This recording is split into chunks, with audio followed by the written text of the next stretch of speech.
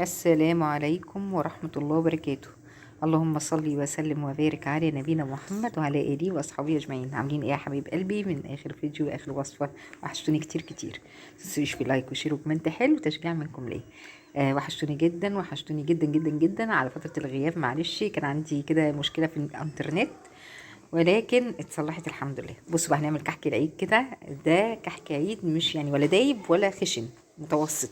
تعالوا بقى نشوف المقادير. كيلو دقيق منخول، ونحط عليها معلقتين ريحة الكحك، ونحط عليها معلقتين سمسم، وهنحط عليها معلقتين سكر بودر.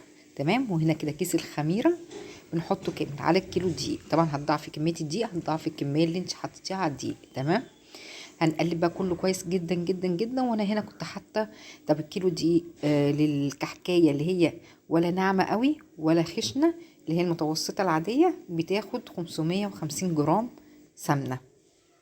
عايزه انا استخدمت هنا سمنه جنه، كانت حلوه جميله جدا بسم الله ما شاء الله. سيحتها ولكن ما غليتهاش. انت ممكن تغليها لو انت الكحكه هتعملي كميه كحك كبيره فهتقعد عندك مده طويله، عشان الكحكايه ما ترطبش منك، او مثلا تعمل فطريات او حاجه زي كده. اما لو هيتاكل يعني في خلال شهر ولا حاجه، لا السمنه تسيحيها بس عادي، ما تخليهاش تقدح يعني تغلي. تمام.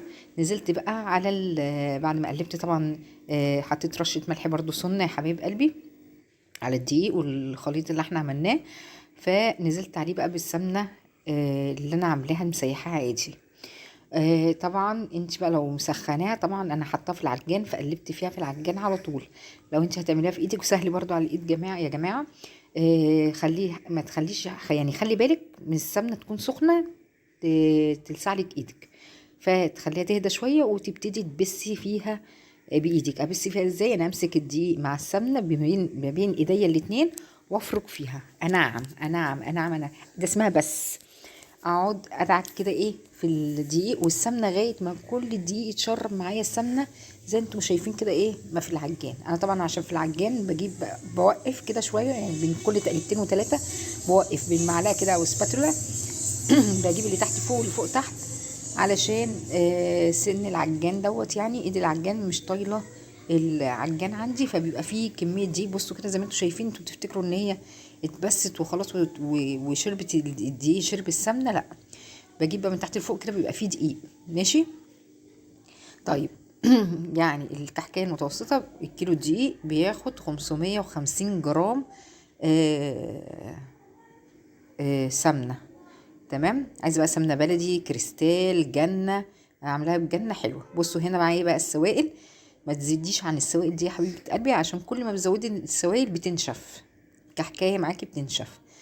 آه الكيلو دي على 550 جرام السمنه، بحط عليها كوبايه حليب على ميه الاتنين. انت عايزه تعمليها ميه بس كفايه ماشي، عايزه تعمليها بلبن ماشي، عايزه تخلصي الاتنين بيبقى النتيجه احلى. اللبن على الميه. اللبن طبعا بيكون دسم، اللي هو بتاع اللبان، مش اللي هو بخيره والبتاع. لو خيره حطيه كله وهو يعني هو ما فيش خيره خالص. يعني حطيه من غير ميه لان هو بيبقى صايص، اللبن بتاعه صايص. اما اللبن بتاع اللبان البلدي تزودي عليه ميه هيبقى حلو كده. نزلت وهشوف بقى معايا العجينه. لازم كده ما تبقاش فيه حاجات على الجناب كده يا حبايبي، العجينه تلم معاكي. تمام.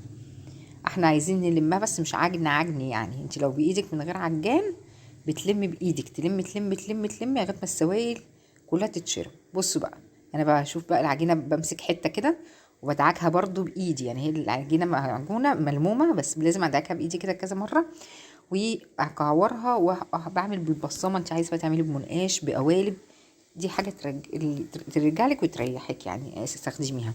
انا بعمل بصامه مفيش اسهل منها. بكعور كده بدعك، بجيب حته العجينه بعجنها كده بين ايديا وبحطها، بكعورها وبحطها وبحط عليها البصامه. كده بقى ايه خلاص انا حطيته في الفرن. الفرن بقى ايه بحطه على الصاجه نفسها اللي من تحت، وبحط الفرن ببقى مولعاه قبليه مده، ويبقى على اعلى درجه حراره عندك. تمام. بحطه من تحت، اول ما يشقر من تحت برفعه على الشبكه، بخلي الشبكه فوق، واحط الصينيه الجديده من تحت. عبال ما اللي تحت ده يشقر من تحت، يعني الكحكايه بتبقى شقره من تحت، الصفار اللي هو فاتح خالص، ابص على اللي فوق الاقيها خدت وش حلو. انت عايزه تديها تحميصه اكتر كده بالشوايه، تفتحي على الشوايه افتحي، بس كل ما بتنشفيها بالشوايه او بتحمريها بتنشف معاكي. فهو بيبقى اللون الاشقر كده. بصوا بوريكم بقى حلوه. دي مش دايبه، دي الوسط. الدايبه بقى ده انت يا دوبك بتمسكيها تبقى دايبه خالص، بتبقى عامله زي الرمله الناعمه. في ناس بتحب كده وفي ناس